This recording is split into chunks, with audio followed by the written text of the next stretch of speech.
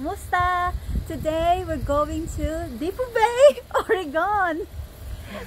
We're going to Seahag Restaurant. Seahag Restaurant. Yay! Come in our little adventures. Come in our little adventures. Well, padong mi sa Depo Bay, naka-encounter na mo ang mga motorbikers diri.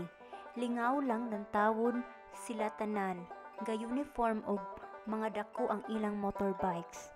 Init ang adlaw karon mao na anay mga motorbikes diri. Lahira kung sunny day kay makasuot na mi og t-shirt og short.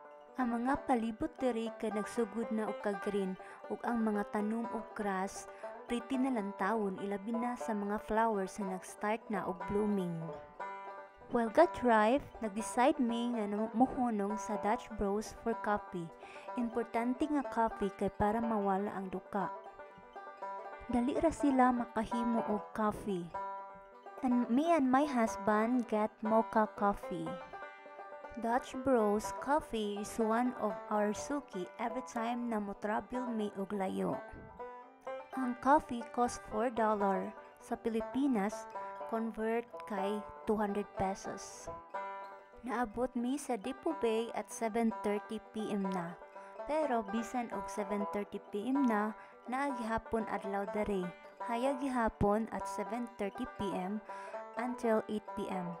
Taas ang adlaw dinhi pag spring ug summer.